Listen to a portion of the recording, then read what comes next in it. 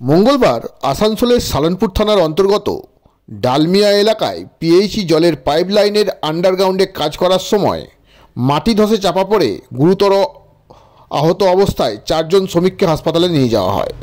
তবে তার মধ্যে 3 জন শ্রমিকের মৃত্যু হয় এবং একজন আশঙ্কাজনক অবস্থায় জেলা হাসপাতালে চিকিৎসাধীন রয়েছে। ঘটনা তদন্তে সালানপুর থানার পুলিশ। এই ঘটনার পরই ঘটনাস্থলে গতকালই পরিদর্শনে আসেন এসডিএম, বিডিও ও পিএইচই দপ্তরের আধিকারিকরা।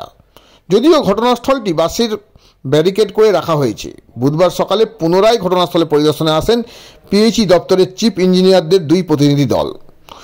পুরো জায়গাটি খতিয়ে দেখলেন তারা।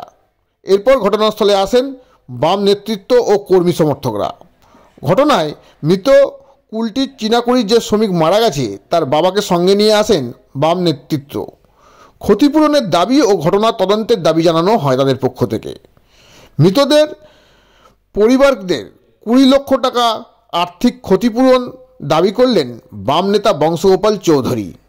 আমরা শুনে নেব পিএইচই দপ্তরের ইঞ্জিনিয়ার চিফ অনিমেষ ভট্টাচার্য কি বললেন। শুনে নেব প্রাক্তন সাংসদ আসানসোলের বংশগোপাল চৌধুরী কি বললেন এবং শুনে নেব মৃত চিনাকুড়ি এলাকার শ্রমিকের বাবা রামচন্দ্র পাসওয়ান কি বললেন। ग्रामांचल शिल्पांचल खबर, ब्यूरो रिपोर्ट। कल बेटा तो आया घटना में। आप लोग क्या चाहते हैं अभी? बोलो क्या चाहते हैं? क्या चाहते हैं? क्या मामा कहाँ पता नहीं सकता।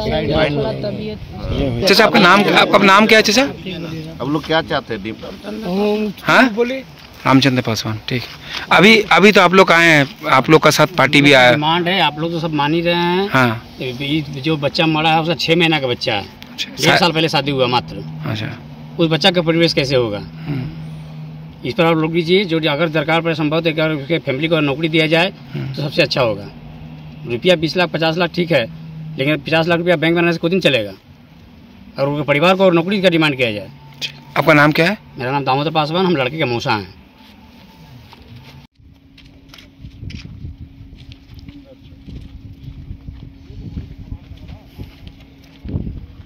আমরা দেখতে এসেছিলাম যে কি জায়গায় পরিস্থিতি হয়েছে না হচ্ছে বোঝার চেষ্টা, কারণ আমাদের তো একটা এনকোয়ারি রিপোর্ট একটা করতে হবে এবং কি কারণ হলো সেটা খতিয়ে দেখতে হবে এবং সেটা দিয়ে আমাদের যা আইন অনুযায়ী যা ব্যবস্থা নেওয়া সেগুলো আমাকে নিতে হবে। এটা তো আমাদের সরকারি একটা প্রসেসের মধ্যে এগুলো করতে হয়।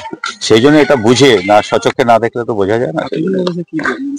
অতএব যা শুনলাম যে মাটি পড়ে গেছে, কিছু লুজ মাটি ধারে ছিল, পড়ে গিয়ে হয়েছে, কিন্তু এত বেশিও মাটি পড়েনি। আমি যা দেখছি সেটা তো ইনভেস্টিগেশন করবে, পোস্টমর্টম হচ্ছে, সেই সব নিয়ে বেরোবে। সবকিছু মিলে মিশে এখন আমরা একটা রিপোর্ট সরকারকে জমা দেবো, সেই হিসেবে আমরা এসেছি।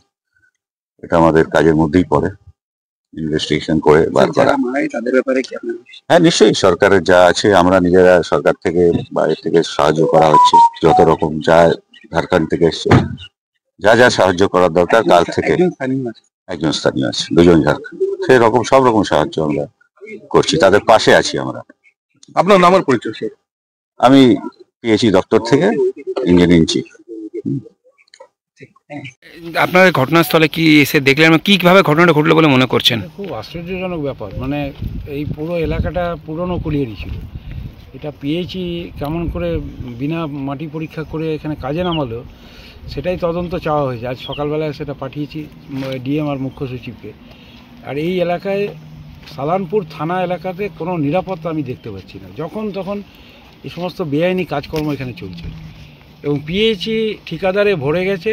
এই এলাকায় জলের কার্যত কোনো স্কিম ভালো করে হচ্ছে না, ঠিকাদারের হাতে সব ছেড়ে দিয়ে আর কিছু লোককে এইভাবে নিয়ে এসে মৃত্যুর মুখে ফেলে দেওয়া হচ্ছে।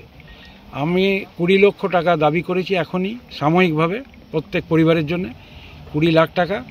এবং আমাদের এখানে প্রাক্তন পঞ্চায়েত সমিতির সভানেত্রী আছে, শিপ্রা আছে, আমাদের সিআইটিউর নেতৃত্ব আছে, অসীম ব্যানার্জি আছে, গণ আন্দোলনের নেতৃত্ব।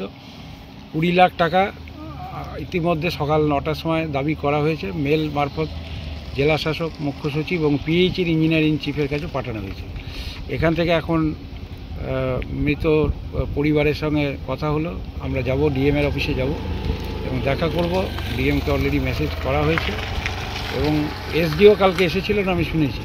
এর পুরো রিপোর্ট চাই এটাই লিখেছি আমি। দাদা আজকে অ্যাকিউজ যারা দোষী তাদের হচ্ছে যে চিহ্নিত করতে হবে। পিএইচই কেমন করে এখানে এই পারমিশন দিল, ডালমিয়ার নাম শোনার পরেই তো আমার মনে হয়েছে যে ডালমিয়াতে একসময় আমরা জলের স্কিম নিয়ে অনেক চিন্তা করেছিলাম এবং পুরো ওসিপির থেকে একটা সিস্টেম আছে করার, কেন সেই সব পদ্ধতি এখন নেওয়া হচ্ছে না?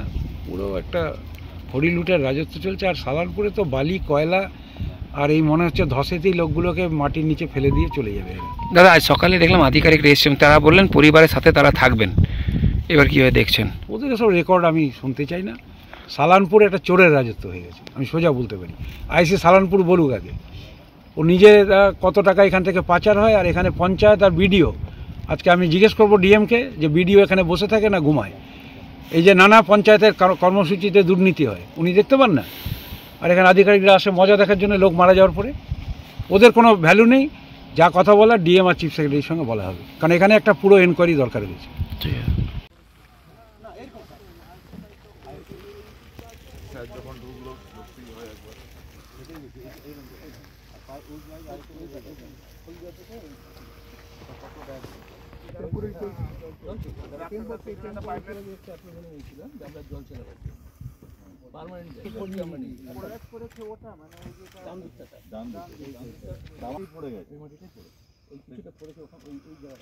মাটিটা ওখানে যে অত খুব বেশি মাটি নয়, তাহলে কিভাবে চাপা পড়বে?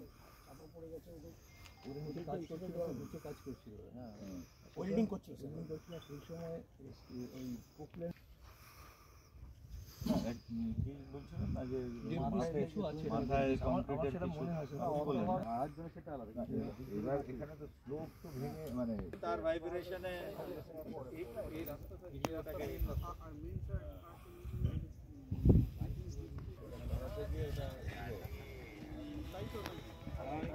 এটা প্রধান কি বুঝলি কাজ ঝেড়ে পালাইল 8 ফুট জল মানে